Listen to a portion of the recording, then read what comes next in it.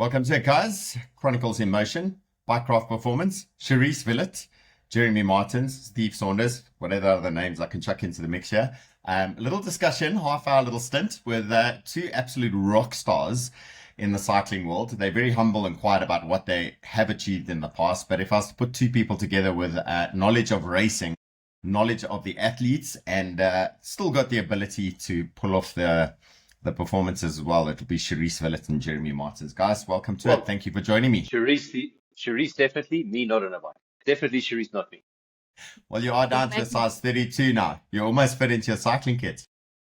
Oh, coming good. Cherise training up for every time I try to contact Cherise, she's either working or on the indoor trainer. I try to stay off the indoor trainer, but vomit intervals have been a part of my life lately quite a bit. Riding the Absa Cape Epic next week.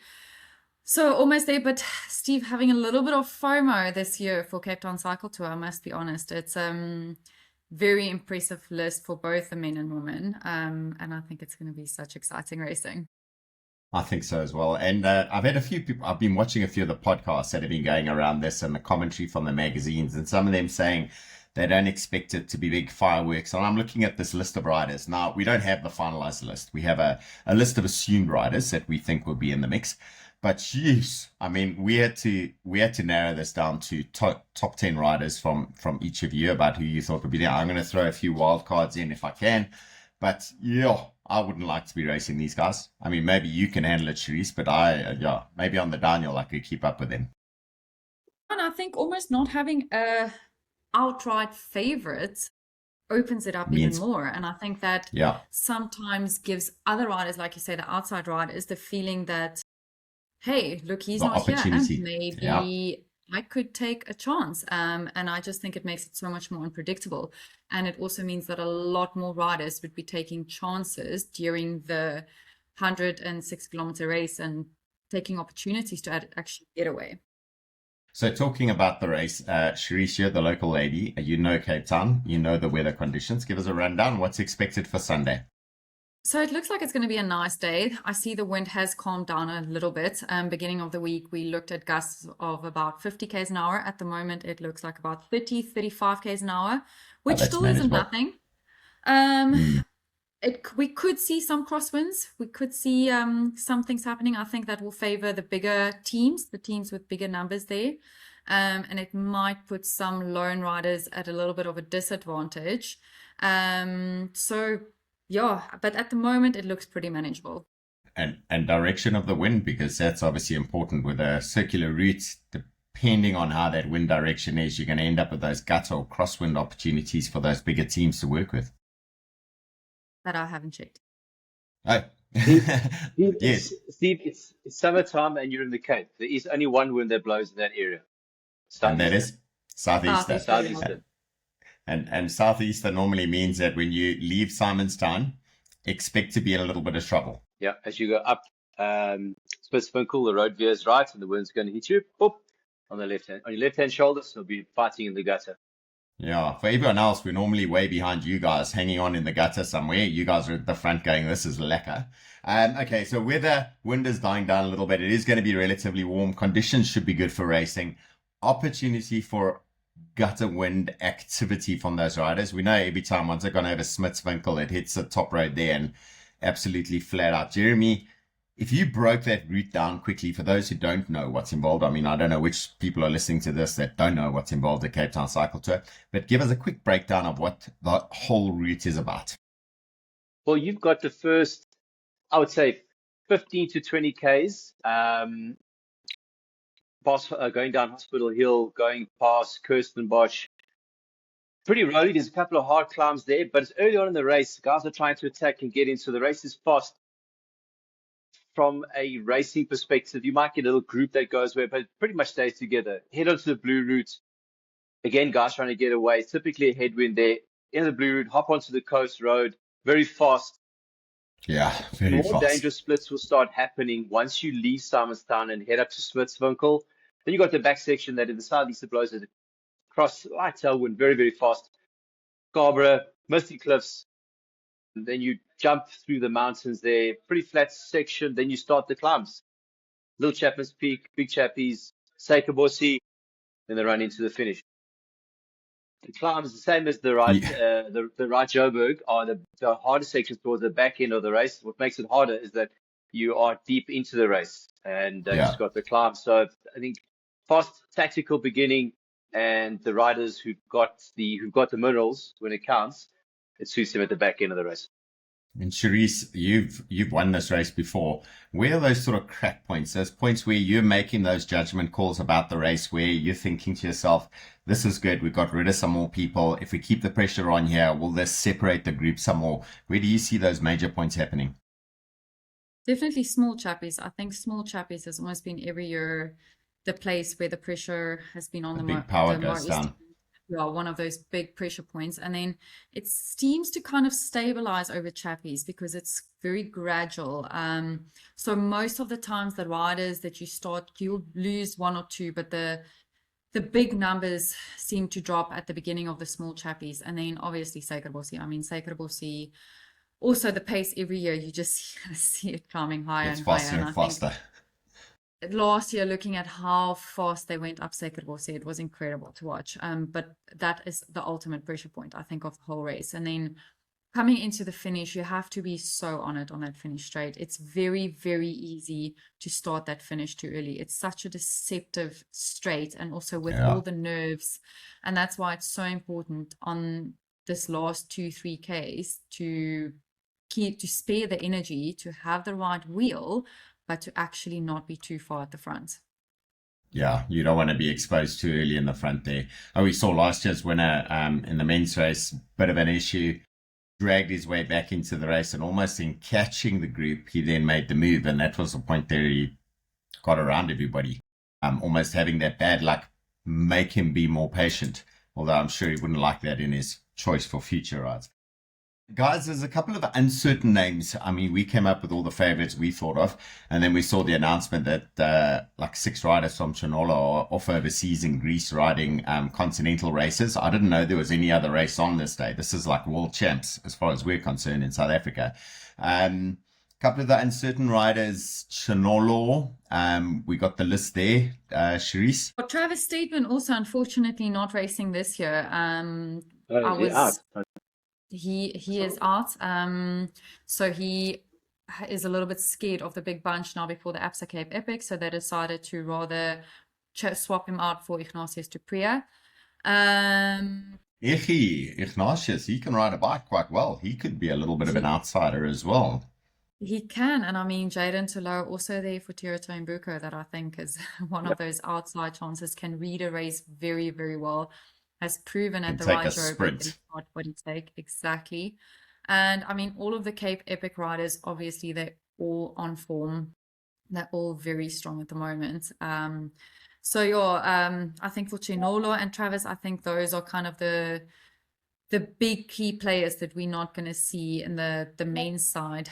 For the women's side, Sonora not here. Going to miss her in the race. She's quite a big participant in the race. One of the big key players to make racing aggressive. Also fantastic sprinter. So out of the top of my head, I think those are the big role players that will be missing from the race.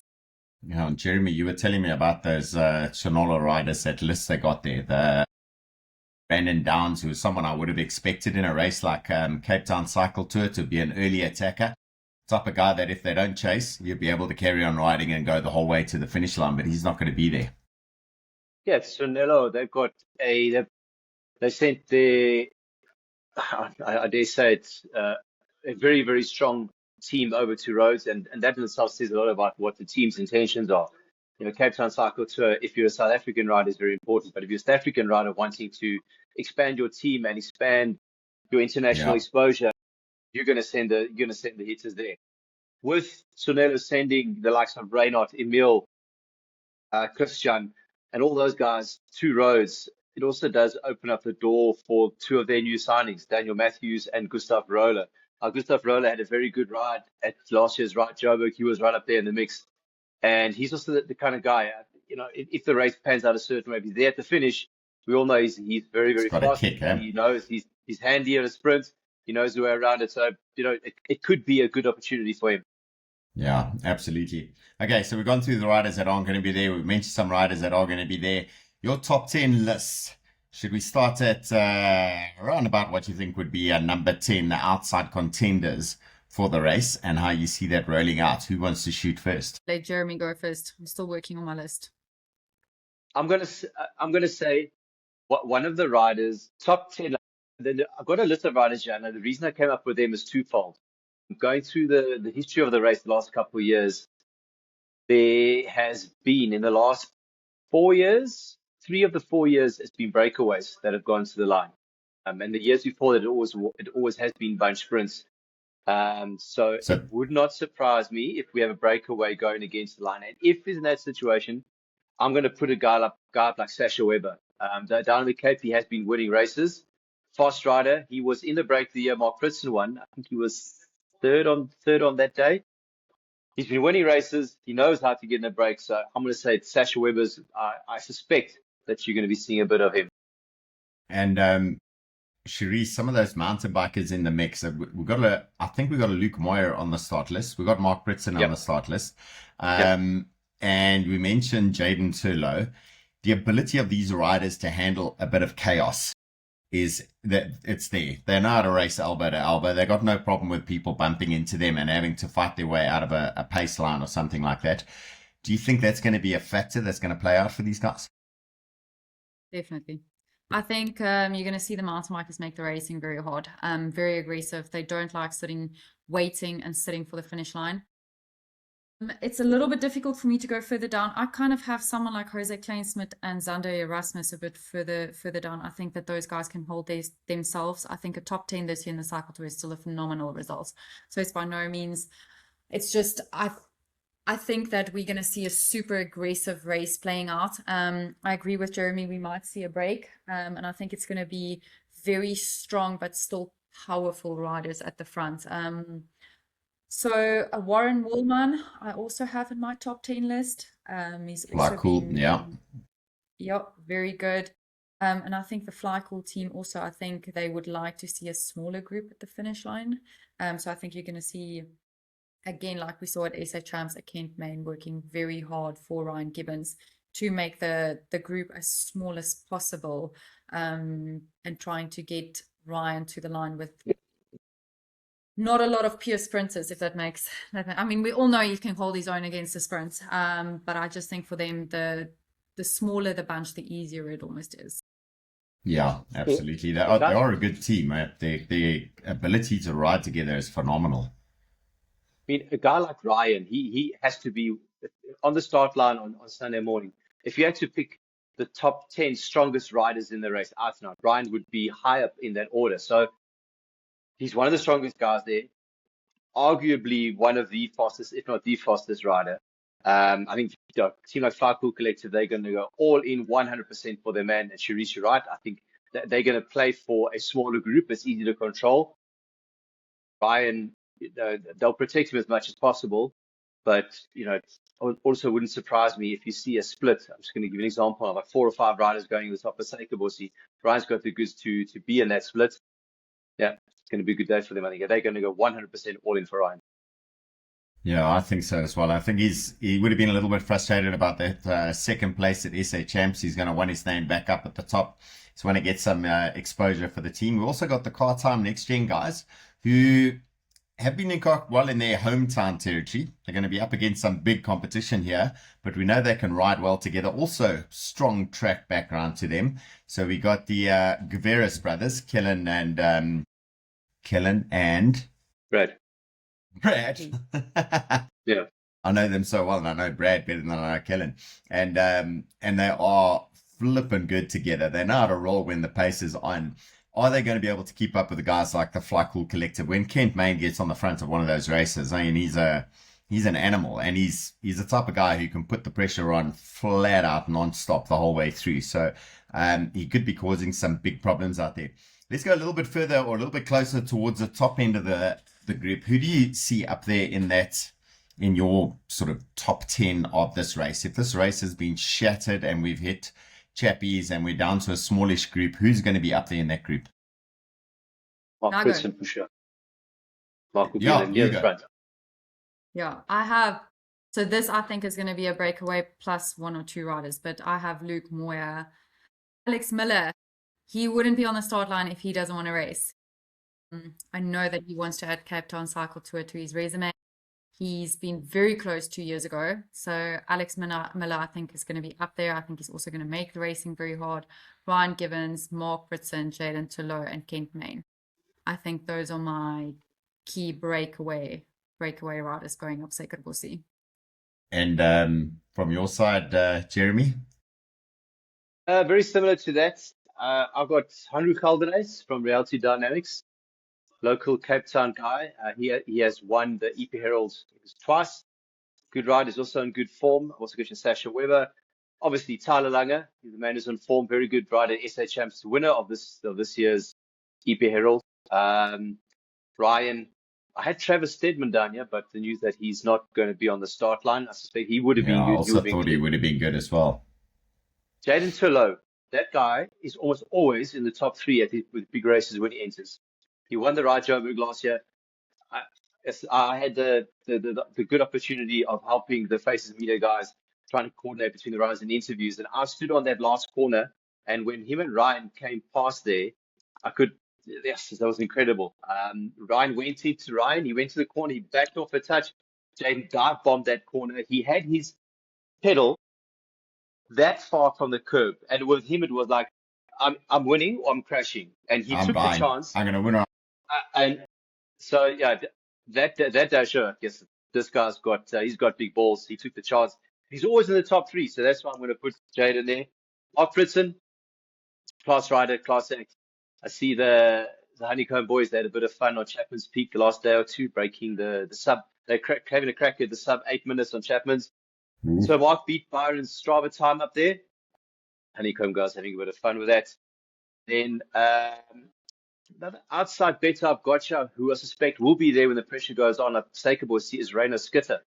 And the reason I say that is he had a very good ride at SA Champs. Quite an assuming rider, not too flashy, but when the pressure goes on, he's there. SA Crit Champs as well. Yep. He was up there. He won that. Took the title away from the elites, and that wasn't an easy route, like literally straight down the side of a mountain, left turn, straight up a mountain, and he did not struggle at all. So, okay, this is quite a good list then. Luke Moyer, Alex Miller, Ryan Gibbons, Kent Main, Tyler Langer, Mark Pritson. I'm going to throw 2 extra names in there, some foreigners. We've got to have some foreigners. We've got an Alex Miller who's a foreigner. But Johnny Hoogeland, he's a little bit older now. But for any of the ladies that saw that Tour de France a couple of years ago, that they thought he had a good set of buttocks. He's quite the rider who's got the ability. Renee Asselbacher as well, RX-77 rider. The ASAP team, Weinert Hofmeyer. Yeah, I think it's going to be quite the animating race, and I'm excited to see it. I think it is going to be a bit of a mix though between the mountain bikers and the roadies. Who's going to take it? I don't know. Cherise, is it going to be a mountain bike? Is it going to be a roadie? Mountain biker this year. I have a feeling. Jeremy? Roadie.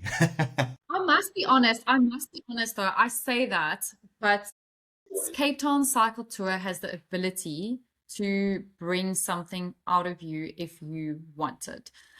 And I remember every year Dave Valles came to me and he said to me, oh, we're going to get this foreigner and they're going to come kick your ass and we're going to do this and they're going to beat you. But there's something, there's something about this event that, especially if you're a road cyclist, that makes you dig deeper than you would in 99.9% of any other race. I have never dug as deep in a world champs than I have in a Cape Town Cycle Tour, because this is my race. And how dare you come to my race and think you're going to beat it? Like, it just absolutely not. So I do think there is that ability. So I'm saying mountain biker, but actually I just think that a roadie wants this. They know what it means. They know what it means for their sponsors. Winning Cycle Tour, Cape Town Cycle Tour, it's almost a guaranteed sponsorship for the next year. And I think that lays so much in the back of your head, and coming into that pressure points, you know that this is it. You have to do it. Where a lot of the mountain bikers, they still have Cape Epic. It's not their ultimate. It's not here for them. Where for a roadie, yeah, this is it. Yep. Yeah. I agree with you. I think that's absolutely right. So if you were to put your neck on the line and call a name that you think is going to take it this year, one rider, quickly on the men's side, who would it be before we cross over to our amazing Mark Pritson for Cherise and Jeremy? I'm going to say Ryan Gibbons. Mark Pritson, Ryan Gibbons. Mark Pritson's like almost a half mountain biker roadie, so that's almost like balancing it out. And Ryan Gibbons, has he ever ridden a mountain bike? I don't know, but just one thing on Mark Pritson. I know this isn't, the climb might not be long enough, but at Tankwa Trek, he took the KOM at Merino Monster, and then afterwards they showed the footage, and he was pulling his partner for half the climb, and he took the KOM from Marco Ibar and Tristan Nukia, pulling his partner, and my mind was just blown. It's like, how the hell? So yeah, I think also with Felix Steele there, could have a good teammate. He's got Kyle as well to drag over. So I think the form that we've seen from Mark could put him in a really, really good position. And those guys, like you said, Jeremy, they're having a bit of a jaw down there. They've always got a good spirit going. They can have a joke at things. If it doesn't go well, they'll have a laugh. If it does go well, they'll have a laugh and a beer. Yeah. Okay, on to our ladies. Looking through this list, this was a difficult one because we have a similar situation. We've got some serious mountain bikers in the mix here. We saw that as SA champs, an under 23 mountain biker, absolutely demolishing the roadies. Boxlar, or what do you call it, Jeremy? You call it a Shambok Award. You have that at your crits. You get blitzed by the Shambok. He has an award at his crit series for the Shambok of the day, which is not necessarily the winner, but the rider who brings the Shambok and causes the most amount of chaos. So, looking at this list, I see we got some provincial champions in here. We got some riders who've never won the event, but you hear their name and you think that they've got to be a winner here. Give us a rundown. Looking at the conditions, I think I know who I think is going to be able to ride away from everyone. And I say this because I think it's going to be a solo rider for the ladies. And I'm probably going to be wrong. But let's go with it. Cherise, you know a lot of these ladies. Jeremy and I have been talking about these ladies and the racing they do locally and overseas for a year and a bit now. And it's looking like it's going to be a proper bit of racing. I think it's going to be a small group coming to the finish line. I don't think a solo. I think there's so many women that's so close together in terms of strength and the power that they can put out. Again, mountain bikers versus roadies. I don't know. I spoke to Candice at the SA Cup cross country recently. And she said to me she would love to have add a Cape Town cycle tour win to her resume. Cool again, she's kind of there. She's always so animated in the racing, making the racing, but just not able to pull it off in the finish. I must say, Tyler Jacobs caught me very off guard at SA Champs. I did not have money on her, even in top 5. Neither. I think that she will be very closely watched. On Sunday, I think that she's going to be a marked rider. So there were some grumpy people that said she set wheels and didn't contribute. And I love these conversations. I love them because the race is a race. Winning a bike race. Yeah. She won the bike. She handed out that Shambok at the end. No one could keep on her wheel. And that is the thing. So at SA Champs, obviously, there's also 2 races. So there's the under 23 and the elite race. And as an under 23, you almost have the ability to say, listen, I'm not in your race. And then still win their race. So I'm not still win overall, which isn't the case at the Cape Town Cycle Tour. It's one race and it's one race for all. Kate Courtney, also on the start line, here from the US. I think she's going to make the racing aggressive. Again, I don't think she knows the route well enough. I don't think she knows the riders well enough to truly be a contestant in my top 3. But I think she's going to play an active part in making the racing hard. I have a feeling we might see some collaboration between her and Tyler Jacobs, maybe. But I think it's going to be a smaller group going up to the finish line. I think it's going to happen on Stekerbossie. And there you're looking at riders like Candice Lill, Lisa Bone, Tyler Jacobs, Vera Lucer. Vera also, she's never won the Cape Town Cycle Tour. Vera Lucer and Hayley Preen, Crazy. both of them never won the Cape Town Cycle Tour. Those are the names I was mentioned. Yeah, carry on. Hayley Preen has probably been on a podium in every single race that she enters. Yeah, big time. Consistent. Most consistency. Out and out. 100%. And I think for me, looking at her riding, I would say since the mid of last year into this year, she's really just stepped up a notch. And I think I would say she's probably my favorite rider for Sunday. I'm going to put my money on Hayley.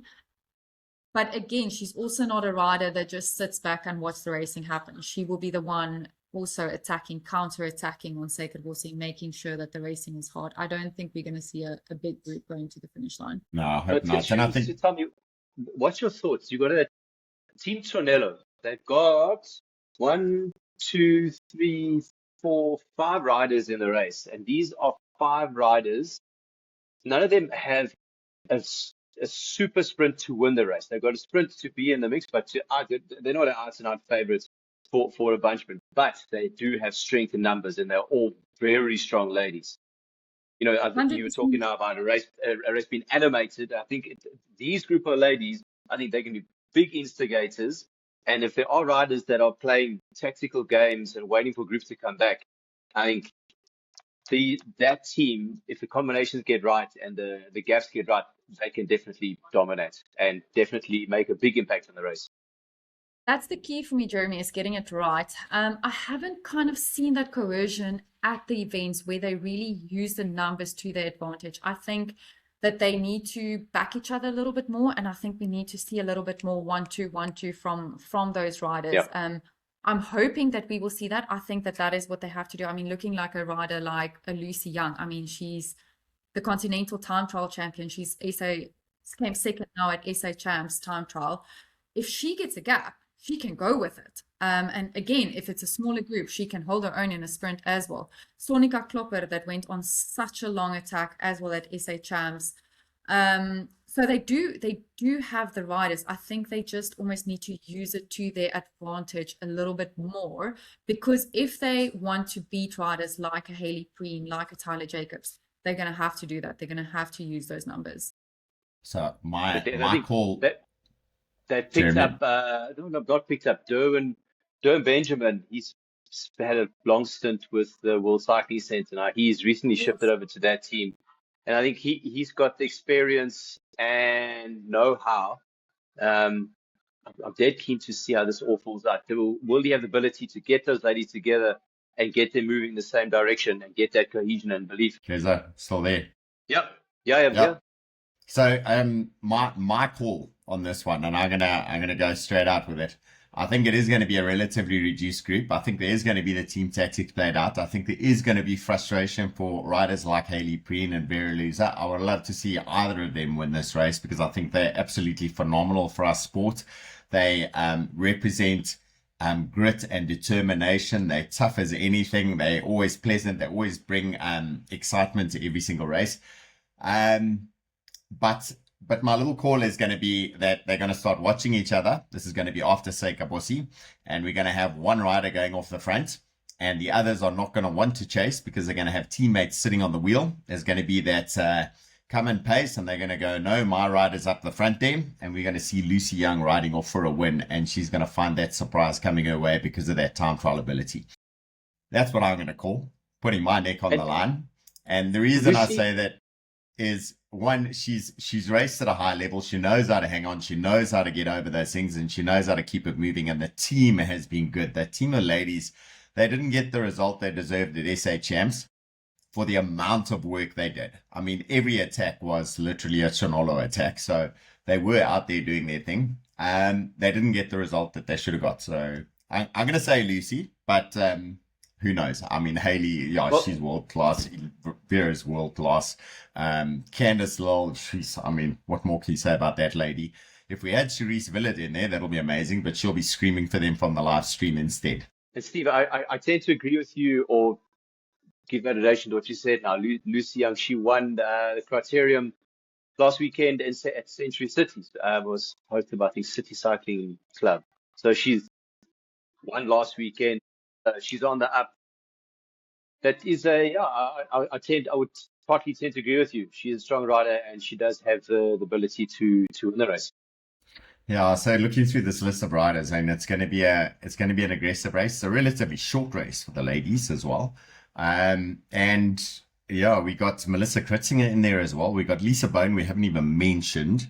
If she gets taken to the line, the last couple of times I've seen her in races, when she sprints, my word, is her form looking good. I mean, the power she's putting down on the pedals, and she does it with a big smile. It's like the faster she goes, the more excited she gets. And then you got Melissa Kritzinger, who's the Gauteng provincial champ for road race. Normally in the role of team support. I think she was quite surprised that she suddenly found herself in the position of winning a race, and that shows you the class she's got as well. So, yeah, they're going to be in the mix and causing chaos. I think we're going to see, especially for you, Cherise, there's going to be some awesome team dynamics to talk about in the live stream and the development of that race. That makes me very excited. But then we also have a Magda Nieuwoudt that could also throw a surprise there. Triathlete. Exactly, like she did at Ride Joburg. So she's phenomenal. It's pretty open. I think what we all want is an exciting race. I think last year the riders got caught off guard by the lone attack, and that is the only reason why I'm gonna say I think it's gonna be a smaller group going to the finish. I think they learned their lesson last year to not let a move go too far up the road. But it's going to be, and also Anya du Plessis. I also haven't mentioned Anya du Plessis. She's also been riding so well. Good consistent results. From a track background, been training very, very hard. So yeah. Looking forward to it. So guys, here comes that point. You're going to have to give me a name. I put my name on the table. Tunk, who's going to be the winner? Ladies race 2026 Cape Town Cycle Tour. Hayley Preen. For me, Hayley Preen. Both of you on the same page. So I'm the odd one out. Okay. No. I'm saying, okay, so Cherise is saying Hayley Preen. I'm going to go. I'm split between two riders here. And the reason I'm going to call, before I give you two riders' names, I'm going to say why. Cherise, I agree with you. It's going to be a smaller group. I do believe that Sunelo are going to use their numbers. They're going to try and split the race up. I hope they get their tactics and the timing of the tactics better than what they did in SA Champs, because if they don't, they're going to split the race, and then when the big hitters come out, they're going to find themselves short. If they get their timing right, they'll have a rider there. But from my side, I think it's going to be a group sprint. And from there, I've got two favorites. It's going to, I think, Tyler Jacobs or Tiffany Keep, but purely based on the fact that it is the Cape Town Cycle Tour and she has won it before. She understands the race. I'm calling Tiffany. Yeah. And like I said, we haven't spoken about Tiffany, and I must say, seeing her here, she lives in Stellenbosch. The form that she's in, both mentally and physically, she's really in such a good place. I have seen her enjoy her riding. I think you both will know this, but as a cyclist, you go through phases in life where you like your bike a little bit more and a little bit less. And then you hate it, Yeah. And for the past few months, I've seen her absolutely loving riding her bike. She's done a lot of training with Kim LaCourte over the past few months, and she's looking solid. She's looking really, really good. She's been doing those Kalani crits, absolutely annihilating everyone there. So yeah, Jeremy, I think that's a good call. I'm going to stick to Hayley, but I think that would be my second choice. And also Tiffany, second choice. Tiffany won the EP Herald a few weekends ago. Nice payday at the EP Herald. Yeah. Okay, so Cherise has put two names down. Jeremy, you got to do a second one quickly. I said for me it was between Tyler and Tiffany, and again I'm going to go Tiffany. Okay, and Tyler is second up on that one. I'm going to say Lisa Bone. as my second one then. Yep. So Lucy Young as Also my breakaway solo. It's going to frustrate the crap out of that little chasing group. They're going to have teammates in there. They're not going to contribute. No one's going to want to chase it down. That's how it's going to work out in my world, Steve's world. And if it does come back together, at least Bona's got the kick to be able to take the sprint there. But I think those 4 names that you guys mentioned, my word, I don't know what to call them. This list of riders for the ladies race, I think it's going to be more exciting than the men's race. And the quality of the riders, the team tactics, how they're racing and how aggressive they are is, I get sweaty palms talking about it. Cherise, I'm going to be watching on the live stream on Sunday and looking forward to seeing what's going to happen. Guys, thank you very, very much for your time. You've been amazing. Always cool talking with you. Anything you want to close off with? I will be shouting even from the TV. I know that 2 years ago I was shouting so loud that Gerald asked me politely to just calm down. I haven't calmed down. Wait. He's now just I want to add something. Jeremy, what do we call Gerald? Before I say that it is, Cherise, you got to understand. Of all the people that are involved in this, our little commentary bubble of cycling in South Africa that we all do, we've all got our little characters and nuances and our quirks. And like Brendan Larson is going to be the most energetic commentator I've heard. 100%. But Gerald de Kock, he's like the dad of the situation, very calm, very relaxed. All of us have got like this, wow. There's Gerald de Kock, smooth, calm. Yeah, Gerald is dad. I love it. He definitely is. When I start standing up and I get my going, it's okay. Calm it's down. okay. But he has Young learned lady, sit down. Yes, exactly. But he's learned how to embrace my excitement now as well. But it's going to be fantastic. I am very excited for Sunday's race. Brilliant. Jeremy? Okay. Yeah, also, Sunday morning, I've got to get out, get a run in before the races start, get back home on the couch and shout and scream at the TV. I'm going to be out riding my bike in the cradle. Liam's going to do a ride with some of the other youngsters from Pretoria. So I'll be watching and listening on my phone as they ride along. I'll be sitting at the back of the group screaming and shouting as well. Cherise, good luck with the live stream. We're super excited for it and loving all your work you're doing out there. I saw you were thrown in the deep end as well at the XCO. Nice work. High five. And we're looking forward to seeing what's going to happen. I think I'm going to have a win with Lucy, but we'll see how it goes. Guys, thank you very much for your time. We appreciate it. Okay, Thank you so much. Okay, Bye. I'm going to stop now. Cherise, don't log off yet. I'm here. Okay.